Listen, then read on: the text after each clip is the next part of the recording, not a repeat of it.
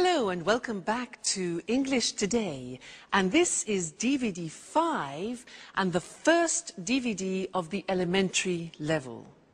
And in this DVD you will see 3 more episodes of our story, That's Life, followed by our special TV programs. You'll see our travel expert in the discussion Around the World, followed by a discussion about the differences between generations.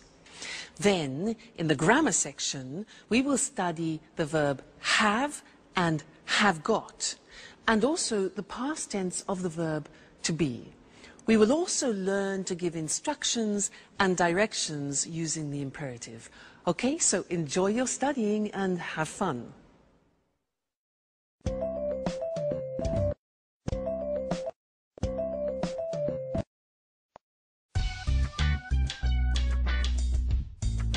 Good morning, Alice. Wake up! Oh, good morning, Jack.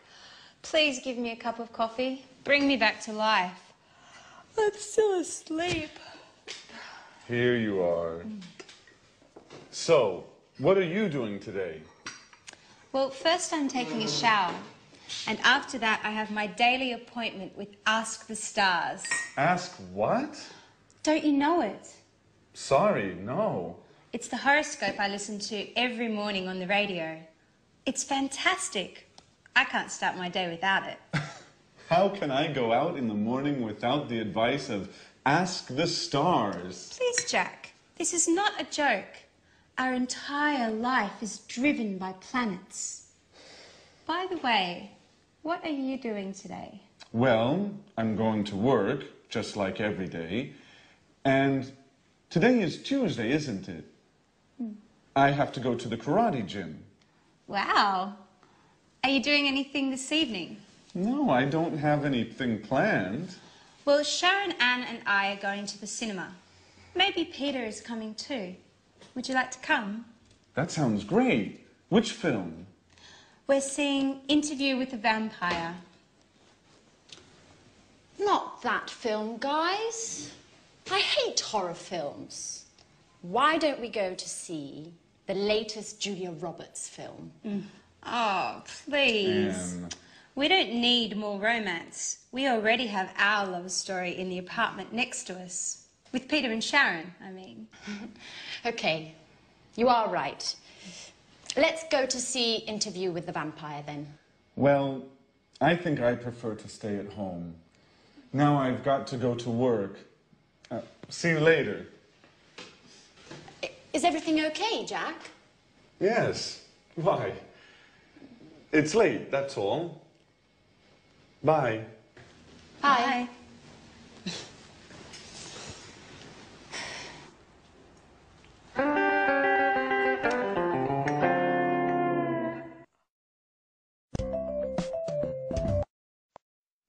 Hello and welcome back to English Today, your live TV program where you can learn the English language.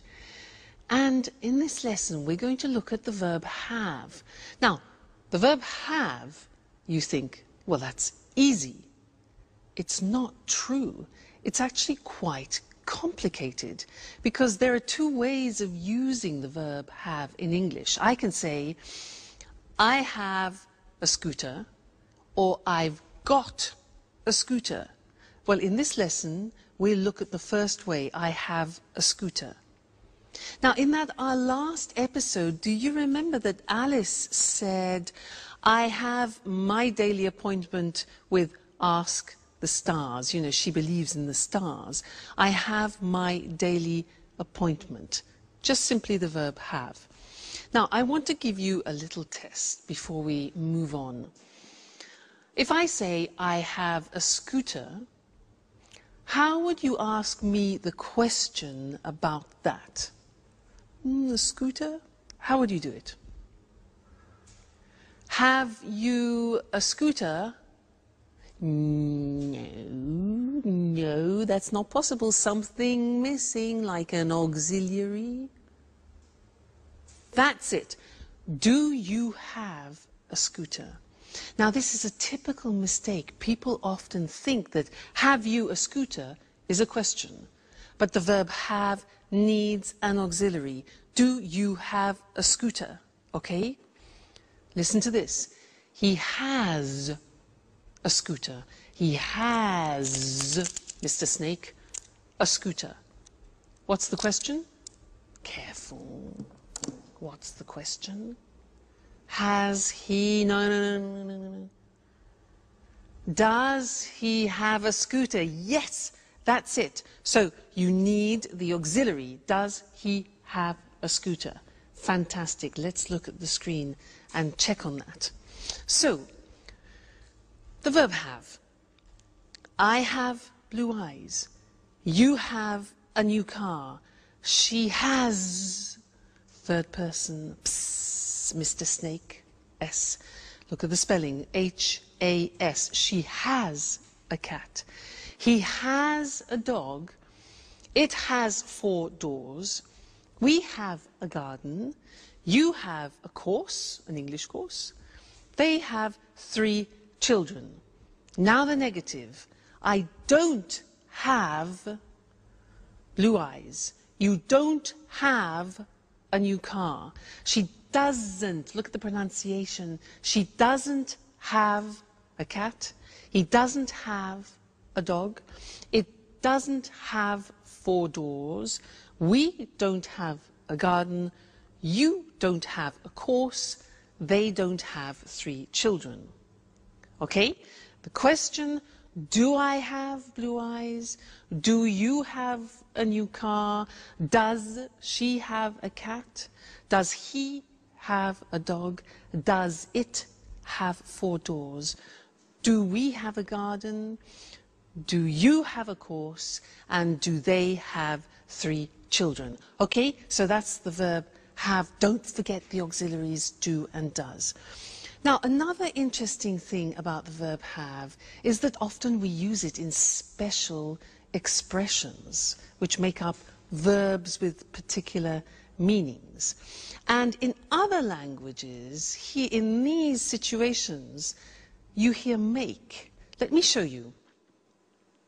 We say to have breakfast, breakfast in the morning, to have lunch, 1 o'clock, and to have supper.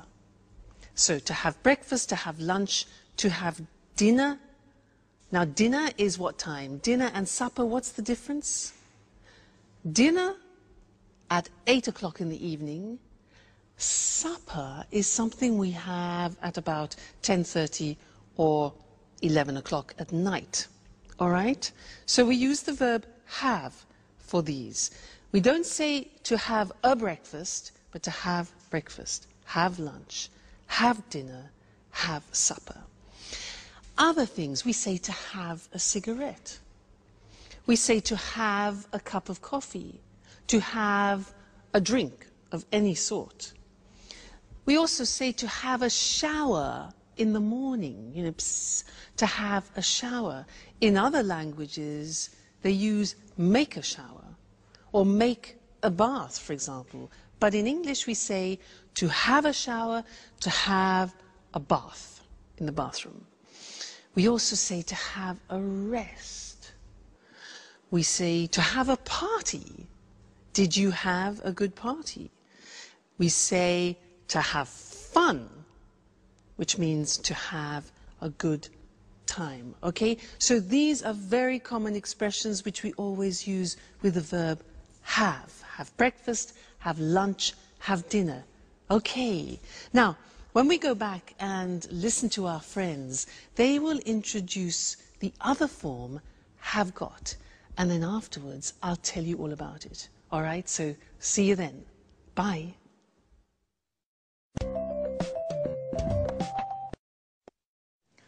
Fly me to the moon. Let me. Have you got a moment, Peter?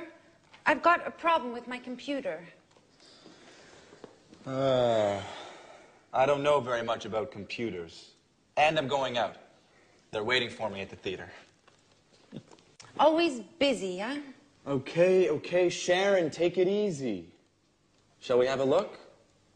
Thanks, Peter. You've got a big heart. Let's see if I can help you before you thank me. All right. I can't use this program. I use it every day, and today it isn't opening. Why don't you turn the computer off and then turn it on again? Okay, Peter, that's really a great idea. You're a genius. How can I do without you? I know, my dear.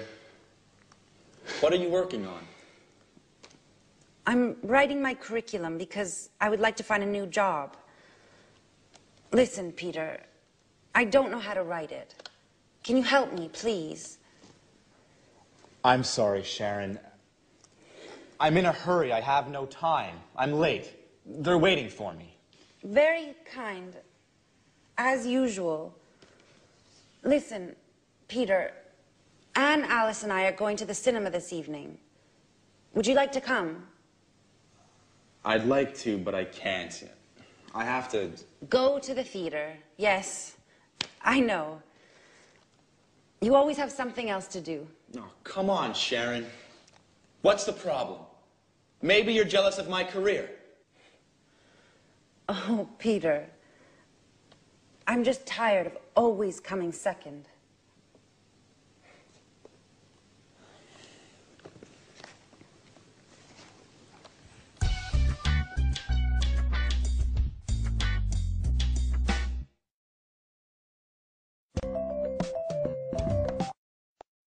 Hello and welcome back. How are you all? Did you notice that Sharon is tired of coming second? Well, I understand her. If you live with a musician, you need to be very patient.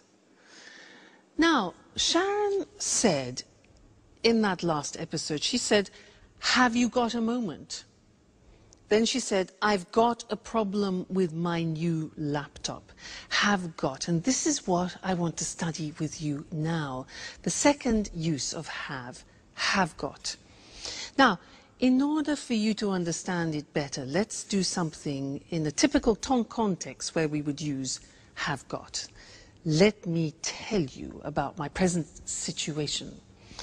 I'm in a flat, but I have to leave the flat and find another one. And I saw an advertisement in the newspaper for a flat which looks quite interesting. So I want to call the owner of the flat and ask him some questions. All right, so listen to what I say. All right. Now, his name is Mr. James. 4, 6, 5, 6, 7, 8, 9, 7. I hope he's in. Let's see. Mr. James. Hello, Mr. James. Yes, hello. My name is Louise Evans, and I saw your advertisement in the newspaper for a flat, and I wondered if I could ask you some questions. Great, okay. How many rooms has it got? Yes, okay, so 2 bedrooms, good. A living room, a kitchen, bathroom, and toilet, very good, fine. Has it got a garage? No, okay, so I have to park my car in the street. Okay, fine. And a garden, does it have a garden? No, okay, a small balcony on the 2nd floor. Good, fine. And has it got central heating? Central heat, yeah. And kitchen electricity, oh, well, okay, an electric kitchen is fine, why not? Another thing is air conditioning. It gets very hot in England in the summer now. No, all right. Does it have easy access to public transport? Oh, good, so there's a tube nearby. Fantastic, good. Another thing is, has it got big windows? Because I love a lot of light. Small windows. All right. Has it got any views? The road and the neighbour's garden. Okay. And one more important thing. How much does it cost a month? £1,250. Right. Okay, thank you very much. Yes. Yes, I'll think about that and I'll call you back. Okay, fine. Thank you very much. Thank you. Goodbye. Bye. Bye. £1,250? Oh my God. That's a lot of money for a flat. I can't afford that. It's impossible. Now, did you notice that I used has it got a lot as a construction? Has got, have got. That's what I want to talk about. Now, this construction have got was introduced into the English language to describe possession, in fact. But now we use it in different situations, not only possession. So the Americans, in fact, use the verb have more than have got. In British English, we use have got a lot. All right, now let's have a look at the construction. So in the positive form, I have got gets contracted to I've got. I've got some money. You have got becomes you've got. You've got a scooter. She's got, she has, she's. Looks like the verb to be, but it is in fact has. She's got long hair. He's got a shop. It's got a balcony. We've got a house. You've got some CDs and they've got some plants. All right? So that's the positive. Now, the negative. In the negative, the auxiliary have turns into a negative auxiliary. So, I haven't got any money. You haven't got a scooter. He hasn't got long hair. She hasn't got a shop. It hasn't got a balcony. We haven't got a house. You haven't got any CDs. And they haven't got any plants. So hasn't and haven't. And then in the questions are easy. We use have or has. So, have I got any money? Have you got a scooter? Has she got long hair? Has he got a shop? Has it got a balcony? Have we got a house? Have you got some CDs? And have they got some plants? So it's not really difficult grammatically. You have to remember the auxiliary have and has, and then remember to put got. All right? Now, you'll come across this a lot, especially in subtitles in films. So watch out for it, and we'll keep practicing it. Great! So that's the end of this lesson, and I'll see you again live very soon. Bye.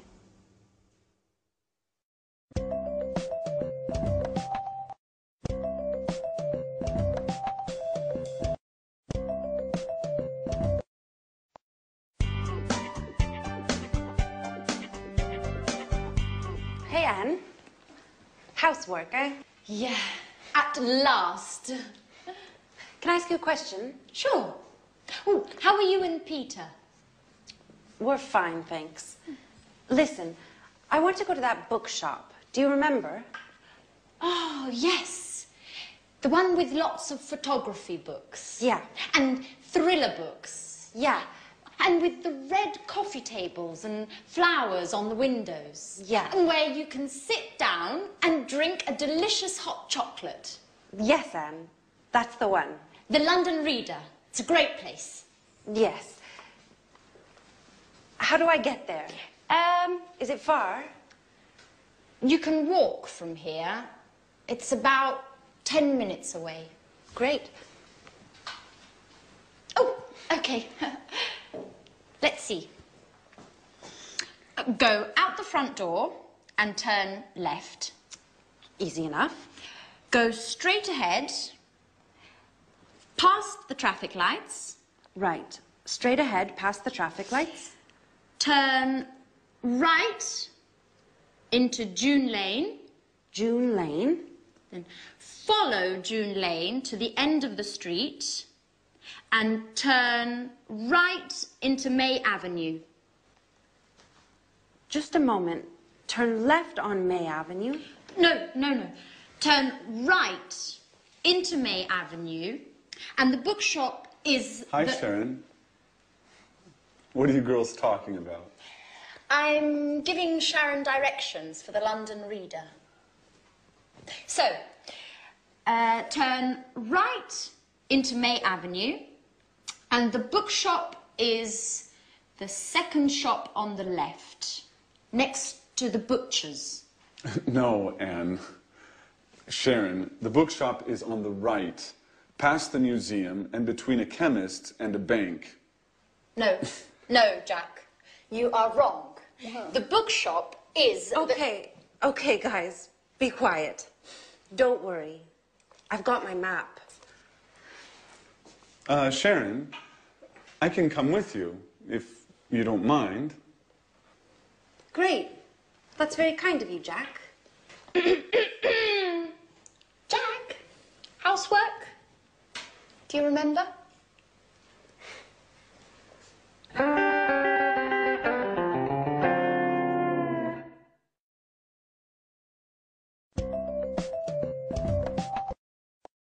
Hello and welcome back again. Now Anne's a bit jealous, isn't she? I mean, how can she attract Jack if she asks him to do the house cleaning? I mean, she's more like a mother than a lover, isn't she? Well, anyway. Now, she gave some directions to Sharon because Sharon wants to go to the bookshop.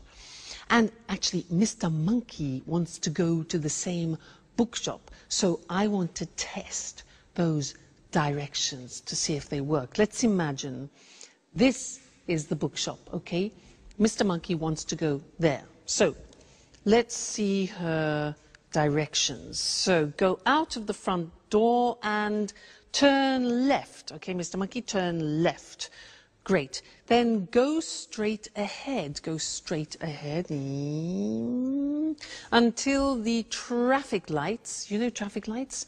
Traffic lights are red, amber, green. Okay, traffic lights. And at the traffic lights, turn right, like that, into June Street. Okay, follow to the end of the street. Then turn right again. Okay, and go down May Avenue. This must be May Avenue. And the bookshop is the second on the left. 1, 2. Here's the bookshop. They work. Now, I was using the language of directions. So I want to go to the screen now and show you that language, the language we use for giving directions to people. All right? Now, we usually use the imperative form. What is the imperative? The imperative is just the infinitive form of the verb. So you can say, take the first left or the first right. Take, okay, that is just an infinitive. Take the first right or the first left. You could say, take a bus to. Take a train to. Take the subway. Now, in America, they say subway, and in Britain, we say tube.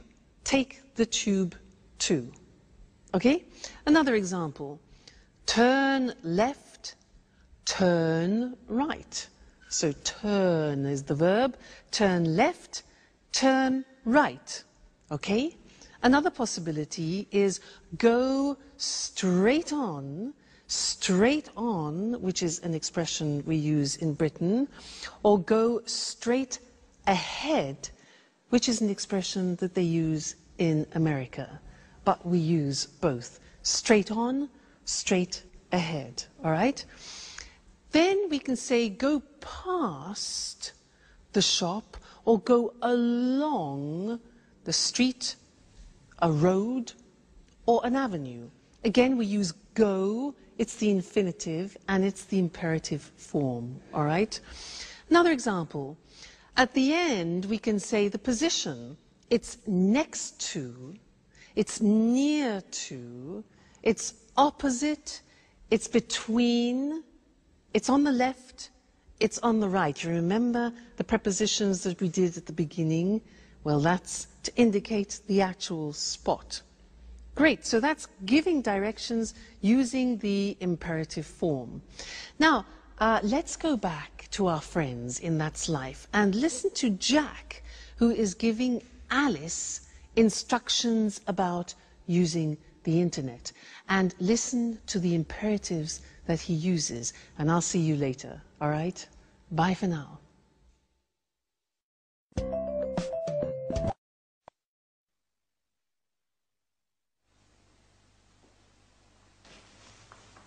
Hey, Alice. What are you doing? Do you mind giving us a hand with the housework, please? Can't you see? I'm cleaning the computer. I see. I see.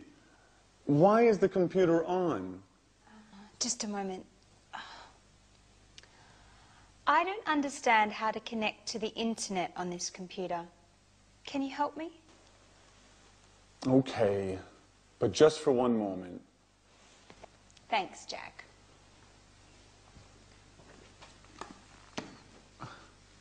Okay, click on that icon. What's an icon? That symbol on the screen. Do you mean this picture of a telephone? Yes, click on that. Right. Now what? Enter your username and password. Okay. And click on that button there.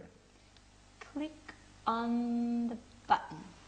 And now you're connecting to the internet. Hey, that's easy.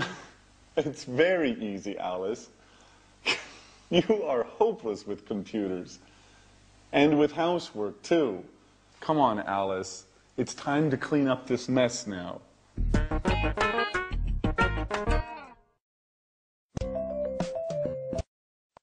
Hello again. Did you notice how Jack was giving Alice instructions to go on the internet? Well, I want to give you some instructions to do something at home. Now, in order to do that, you need one of these. What's this? Huh? A what? It's a napkin. A napkin. So, take a napkin, all right? Put it down. Open it up like this. Okay, so we have an open napkin. Anyway, now, take the bottom of the napkin and fold it over a little bit, like that, okay? Then, fold it again, like that. Then fold it again, and again, and again, until you reach halfway, and press it down like that. Press it down. All right, now, take the whole napkin, lift it up, and put it in this position. You turn it over, okay? Press that down. Now, take the bottom of the napkin and fold it in half over like this. Again, press it down well. Now, take this part of the napkin here on the right and fold it right down along the folds on the left. Press down. Then take all of it up like this and fold this bit over so you create a support like that. Then turn it around and bing! There you have something nice to decorate your table with. A romantic dinner, for example. All right? So, I gave you instructions in order to do that. And we're going to look at that on the screen. Because I used imperatives to give you the instructions as I used for giving directions. All right? So let's see. Let's use some other examples related to the computer and the internet. Plug in the computer. Now you notice we use plug, which is the infinitive form, and we use it for both you, singular, and you, plural. So, plug in the computer, ding, switch it on, connect it to the internet, and ding, click on the internet icon. All right, so imperatives, they're all infinitive verbs. Now, the negative, if you want to use the negative of the imperative, we say do not, which is contracted as always in English, and we say don't click too many times, or don't press the exit button, or don't overload the desktop. Okay, so this is the negative imperative form. Very interesting, that. And don't forget to be here for your next lesson. All right? See you then. Bye.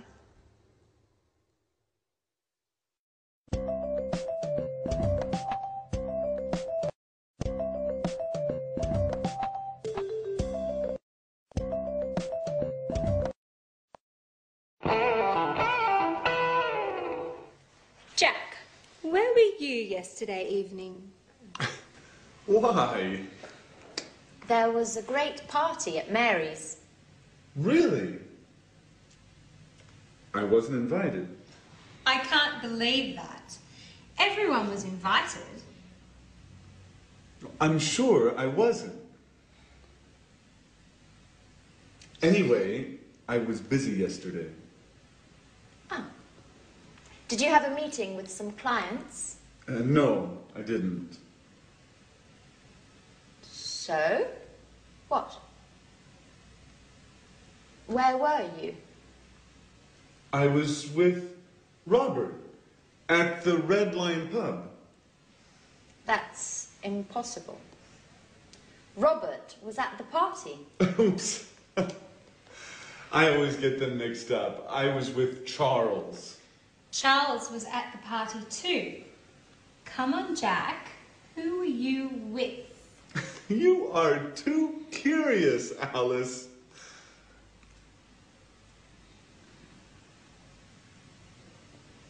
Okay.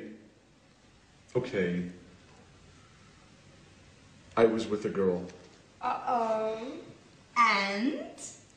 And what? Well, what's her name? Do we know her? How old is she? Stop, Alice, stop. It's none of your business. Okay, you don't want to tell us. That's okay. I like mystery. It makes life exciting. Well, let's change the subject. Peter, where were you yesterday evening? Why weren't you at the party? I was at the theater. We are preparing the performance. And you, Sharon? Where were you? Me? Where were you? I was at home watching a film on TV. Which one? The latest film starring Nicole Kidman. What's the name? Yes, Moulin Rouge. Really? That's strange. I remember. Here, look, it's on TV today. Really? Oh, they always show the same stuff on TV. Oh, don't get up. I'll get the door.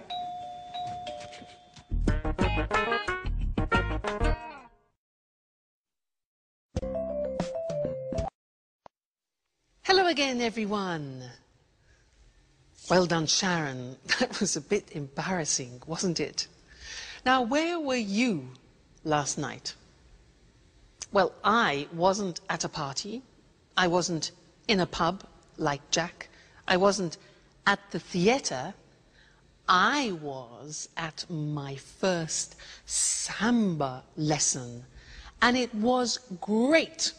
Fantastic. You know, the music was really fantastic, really loud and exciting. And there were 30 people there. It was difficult to see the teachers. You can imagine, 2 teachers, 30 people. Excuse me. Anyway, as usual, there were too many women and not enough men, and that's typical. But the teachers were fantastic. They were really, really professional. One was Brazilian and the other was from Argentina. Yeah, Argentina. Great, really, really good. And in the first lesson, it was easy because we did some, basic steps. But it was really, really enjoyable. And I can't wait for the next lesson because that was so, so exciting. Can you samba? I bet you can. Now, in most of those sentences, I was using the verb to be in the past. And that's what I want to look at with you now. Let's look at the screen. To be in the past. When we talk about something specific in the past, let's look at the form. I was in New York last year. You were, see how it changes? You were at the party last night. He was at a meeting on Tuesday. I was, you were, he was, she was fine yesterday, for example. It was beautiful. We were at school on Monday, you were happy, and they were in London 2 weeks ago. So you see, I was, you were, he, she, it was, we were, you were, they were. Be careful about that. It's easy to make a mistake. Now, what about the negative form? Well, was becomes wasn't. Listen to the pronunciation. Wasn't, wasn't, okay? So, I wasn't on time this morning. You weren't here yesterday. He wasn't at the party last night. She wasn't very happy. And it wasn't difficult, okay? We weren't at work on Saturday. You weren't on time for work. And they weren't on holiday last month. So wasn't and weren't. Question form, listen to these. Where was I yesterday? Where were you last night? Where were you last night? Where was he last week? Was she at work yesterday? Was it an easy test? When were we there? What time were you at school yesterday? And how often were they in class?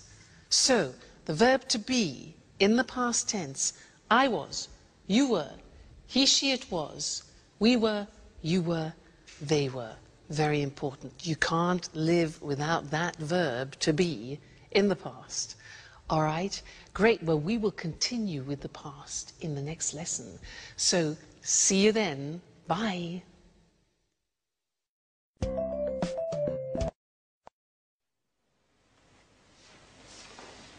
There's a postcard for you, Alice. For me?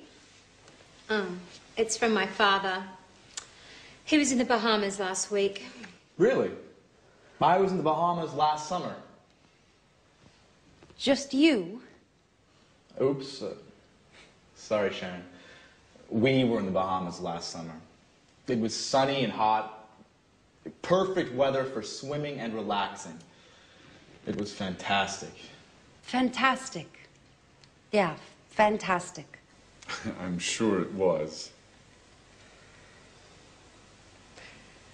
I prefer holidays in the winter. It's too hot in the summer. I like going to the mountains and skiing. My last holiday was 2 years ago. 2 years ago? Yes, it was a long time ago. I need another holiday soon.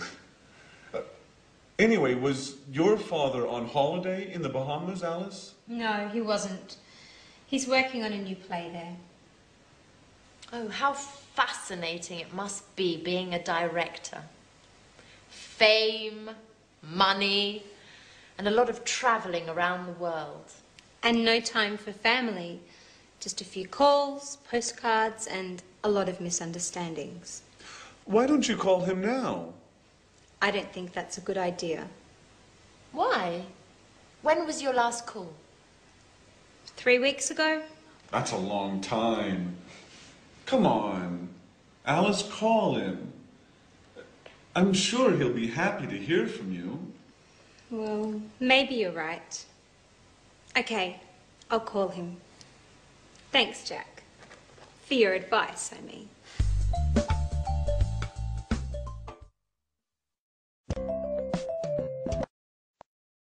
Hello again for another important lesson. We're in the past tense. Now, I want to help you remember how to use the past tense. So I have another acronym. You know acronym? Look. Oil, way. Oil, way. Now, these letters represent the time words when you use the simple past tense. What do I mean by that? Well, this one, for example, let me give you an idea. This stands for yesterday, okay? Yesterday. Now, when you have yesterday in the sentence, you always use the simple past, okay? Now, do you know what the other words are? Let's have a look. An easy one could be this. Last. Last, do you know that? Last week, I was in Paris. Last week. Okay? Now, what about this one? 2 days ago. Very good. So, 2 days ago, we were at the sea, for example. So, this is ago. We have last, yesterday, ago. This one? That's more difficult. Yeah, it is difficult. It's on in English, and we use it with days and dates. And in some languages, it doesn't exist. So we say on Monday, on the 7th of July, for example, on. This one here, in. Okay, when do we use that? Yeah, months, for example, in January, in February, in March, and also for years, in 1961, in 1970, etc. This one, when. Okay, with when we use the past tense. So, for example, when were you there? So, oil way, on, in, last, when, ago, yesterday. It's like a rhyme. On, in, last, when, ago, yesterday. You need to memorize those. We'll look at them on the screen now. But it's important for you to memorize them, to remember that when you're speaking, on, in, last, when, ago, yesterday help you to remember to use the simple past.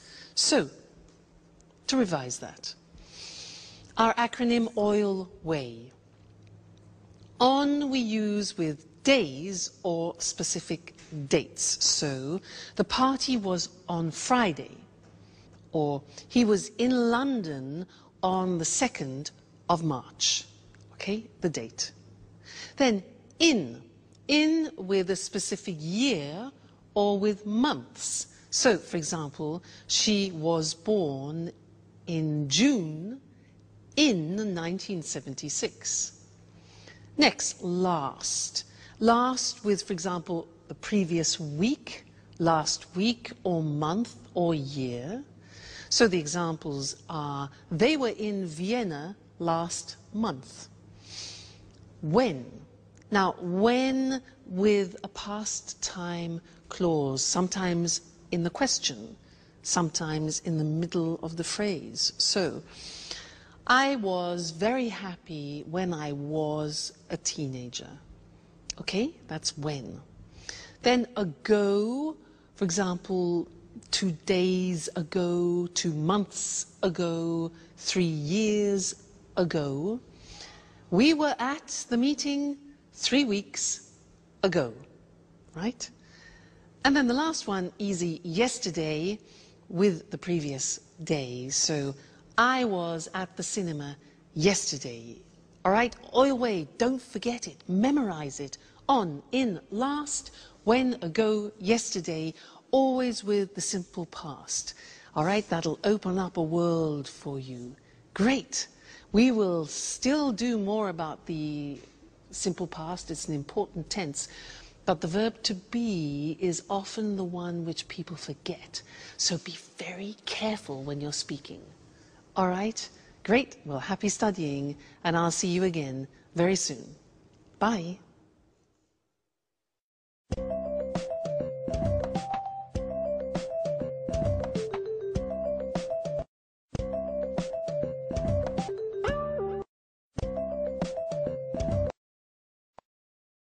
Good evening and welcome to this week's edition of The Travel Programme, the programme about everything to do with travelling and holidays. Here in the studio with me, as always, is Christine Oteng, our travel expert. Hello, Lucy. Well, summer's approaching and the summer holidays are too, so have you got any suggestions for the holidays? Well, let's see. Are you bored with your usual holiday? Are you tired of beaches or trips to the mountains? Would you like to say no to museums, city tours and shopping? Well, why don't you try something new and exciting? What exactly do you have in mind? How about a holiday hunting for ghosts in a castle in Great Britain? Hunting for ghosts in a castle. That's certainly a change from lying on a beach. It sounds exciting. It is exciting. Something really different. Just right if you love adventure. But what do you have to do? Do you spend all the time looking for ghosts? No, not all the time. In some ways, it's like a normal holiday. In the morning, you have a traditional English breakfast, then you go for a walk or visit a local town. In other words, you do the things you always do when you visit a foreign country. But the fun starts in the evening. You have dinner, and then the ghost hunting starts. With the help of 1 or 2 ghost experts, you search through the haunted castle until late at night. Oh, it sounds frightening. It is frightening. There are strange sounds, doors and windows open and close by themselves.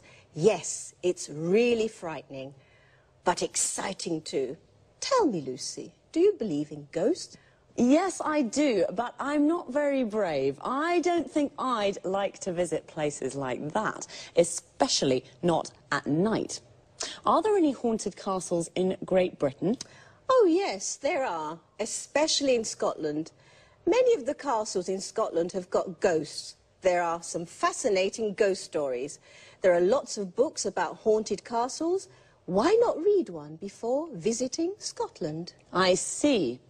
A holiday spent looking for ghosts. A night in a haunted castle would certainly be a memorable experience. It certainly would. And if you want to see even more ghosts before you return home, try a ghost walk. In London, visit places in London famous for strange and unusual happenings.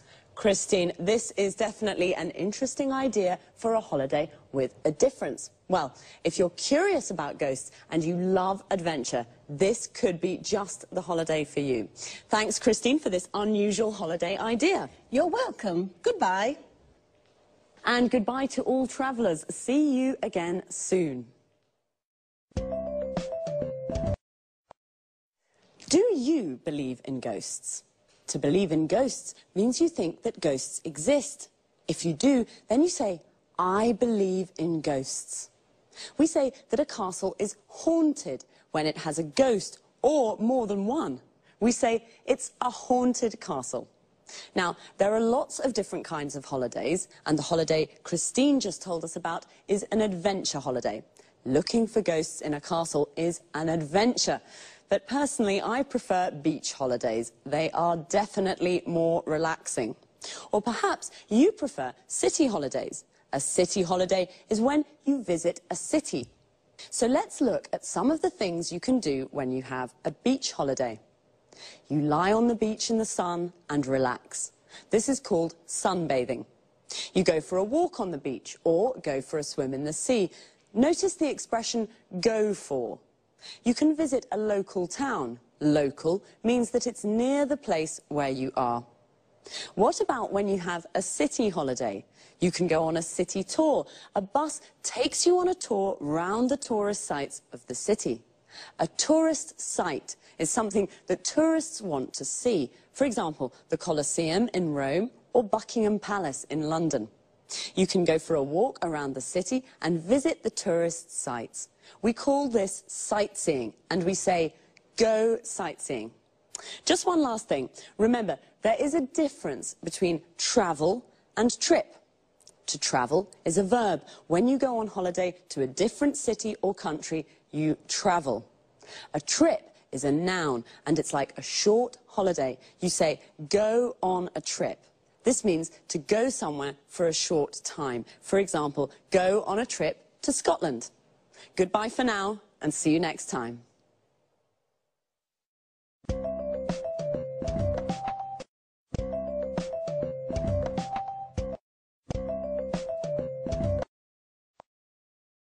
Good evening, and welcome to this week's edition of Let's Talk, the Saturday debate with our commentators, Tom and Marie.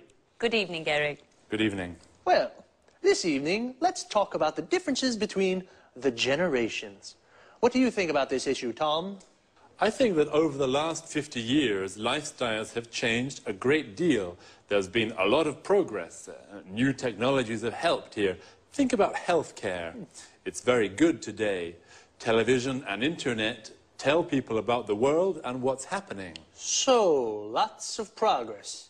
Do you think life is easy today? Yes, I think it is. There are lots of opportunities for everyone. Let's take travel as an example. In the past, it was impossible to travel a lot. Today, we can fly to lots of cities in Europe, and it's very cheap. I'm sorry, I don't agree with you, Tom. I mean, it's true that lots of things are easy now, but there are also lots of things to worry about, and there's lots of stress. In the past, life was simple. It was all about the family and family values. Do you think that people today are confused about how to live life? That's exactly what I mean. Today, people marry when they're 30 or 35. When my grandmother was young, it was usual to marry young and start a family. Well, things are different today. I mean, women work now. 50 years ago, only a minority of women worked. I think this is very important for female emancipation. I agree with you, Eric. Today, women are fulfilled. They play an important role in society. Yes, but it's not easy for women. They have less time for the family, the children, and the housekeeping. I'm not sure that my grandmother would agree. Life was hard for her. There weren't any washing machines, or dishwashers, or vacuum cleaners. She was the washing machine, the dishwasher, and the vacuum cleaner. And after all that work, there was nothing to do. She stayed at home all the time. Today, people go out 3 or 4 times a week to the pub, to the cinema, or to the disco. My grandparents were always at home. Well, life is definitely different now. According to Tom, life was hard in the past. Now everything is easy. Marie doesn't agree.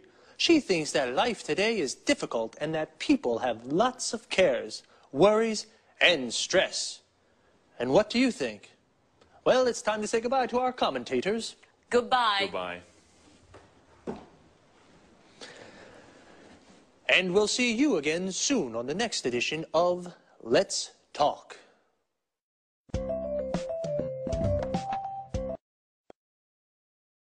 Okay, first of all, let's have a look at the expressions we use to discuss our different ideas and opinions. What do you think about this idea? This is a good way to ask someone's opinion, or simply, what do you think?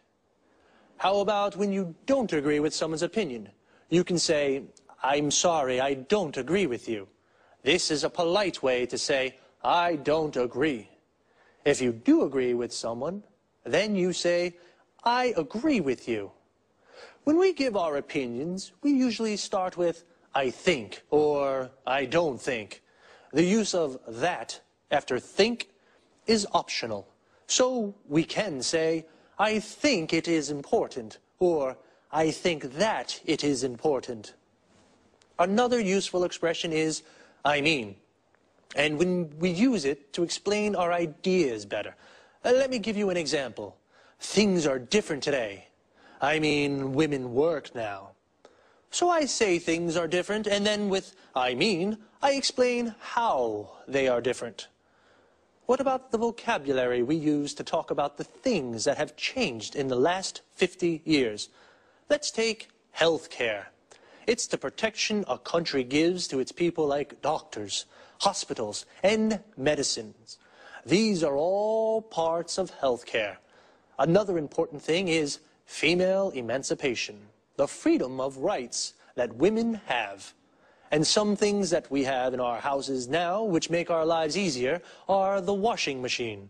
This is the machine that washes our clothes. The dishwasher, the machine that cleans the dishes, plates, and glasses. And the vacuum cleaner, the machine that cleans the floor. Before I say goodbye, I just want to look at a little word that we use a lot. It's lot. And we use it to express quantity. We can say a lot or lots of, and it means a big amount. We use it with verbs. We say a lot, and it comes after the verb. For example, today people travel a lot. And when we use it with nouns, we usually say lots of, and it comes before the noun. For example, there's lots of stress today. Well, that's all from me. See you soon for another edition of Let's Talk.